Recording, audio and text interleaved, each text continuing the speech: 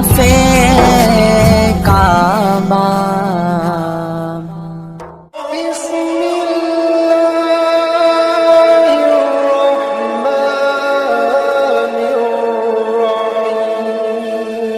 یہ جو کہا جاتا ہے کہ یہاں سے 44 میل تک ہوا ہی ہوا ہے، اس کے بعد پھر قرۂ خلا ہے، یہ سائنسدان کہتے ہیں، اور خلا کا معنی خالی جمیل اشیاء، تو وہ کہتے ہیں اس سے آگے انسان کا جانا آکسیجن سلنڈر کے بغیر ممکن نہیں ہے، اور پھر انسانی ڈیزائن اس طرح کا ہے کہ ہوا میں بھی نہیں اڑ سکتا۔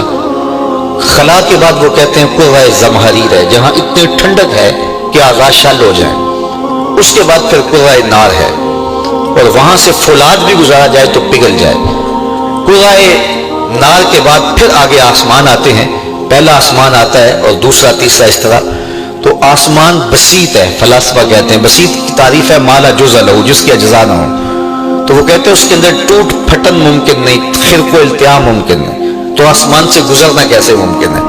تو حضور کیسے پرواز کر گئے اس ہوا میں، پھر قرۂ خلا میں، پھر قرۂ زمہریر میں، پھر قرۂ نار میں، پھر آسمان کو چیر کے کیسے گزرے؟ اس کے کئی جوابات ہیں، لیکن سادہ جواب عام فہم وہ یہ کہ حضرت آدم علیہ السلام ماں حضرت حوا کے جنت سے زمین پہ تشریف لائے، اور یہ تمام الہامی مذاہب کے ماننے والے اس کو مانتے ہیں، تو جب وہ تشریف لائے تو یہ رکاوٹیں ان کے راستے میں بھی آئیں، جو چیزیں جاتے ہوئے مزاحم ہیں وہ آتے ہوئے بھی تو مزاحم ہیں۔ تو حضرت آدم علیہ السلام قرۂ نار سے کیسے گزر آئے، قرۂ زمہریر سے کیسے گزر آئے، اور وہ آسمان سے کیسے گزر آئے؟ اور حضرت عیسیٰ علیہ السلام کے بارے میں جو قرآن کا عقیدہ ہے وہ یہ ہے وما قتلوہ وما صلبوہ، انہیں قتل نہیں کیا گیا، انہیں سولی نہیں چڑھایا گیا، بلکہ اللہ تعالیٰ نے انہیں آسمان پہ اٹھا لیا۔ تو حضرت عیسیٰ علیہ السلام گئے ہیں تو راستے میں قرۂ نار بھی آیا ہوگا، قرۂ زمہریر بھی آیا ہوگا، یہ خلا بھی آئی ہوگی، اور آسمان بھی آیا ہوگا، وہ کیسے گزر گئے؟ حضرت ادریس علیہ السلام چلے گئے تو وہ کیسے گزر گئے؟ تو جب حضرت ادریس جا سکتے ہیں، حضرت عیسیٰ علیہ السلام جا سکتے ہیں، حضرت آدم ماں حضرت حوا آ سکتے ہیں، تو میرا نبی جا بھی سکتا ہے، میرا نبی آ بھی سکتا ہے۔ فرق صرف اتنا ہے کہ اگر پہلے کوئی گیا ہے تو پلٹ کے آیا نہیں، اگر کوئی آیا ہے تو پلٹ کے گیا نہیں، میرا نبی گیا بھی ہے، میرا نبی آیا بھی۔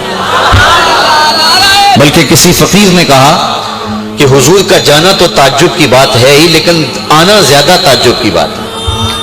اللہ کے نبی جب جنت میں جاتے ہیں تو واپس آنے سے انکار کر دیتے ہیں، تو رب نے کہا کہ تم آئے تھے سیر کے لیے تو واپس نہیں جا رہے ہو؟ تو عرض کی کہ مالک تیرا وعدہ ہے کہ جو جنت میں جائے گا اس کو نکالا نہیں جائے گا۔ تو کہا تیری امت تو وہاں ہے، تو کہا امت نیک عمل کرے گی تو وہ بھی آ جائے گی۔ تو حضرت یونس نے انکار کر دیا کہ میں واپس جانے کا نہیں ہوں، لیکن حضور علیہ السلام وہاں گئے، دنا فتح اللہ کی گود میں بیٹھے، پلٹے تو پھر امت کے پاس آئے۔ اگر حضور بھی کہہ دیتے جب رب نے کہا تھا بما اشرفو کا یا احمد پیارے مانگ کیا مانگتا ہے، تو حضور کہتے کہ مالک وہاں تو طائف کے بازار ہیں، مکے کی گلیوں میں کھدے ہوئے گڑے اور پھیلے ہوئے کانٹے ہیں، تو مجھے یہاں ہی جنت میں ٹھکانہ نصیب کر دیا جائے، یہی تیرے قرب ناز میں رہوں۔ لیکن محبوب پھر پلٹ کے آئے تو کہا حضور کا جانا کمال تو ہے ہی ہے، لیکن حضور کا آنا بھی کمال ہے، اس امت کے لیے حضور پھر پلٹ کے واپس آ گئے۔ تو حضور علیہ السلام ان بلندیوں تک پہنچے، ان رفتوں تک پہنچے جہاں کسی کا تصور بھی نہیں پہنچ سکتا۔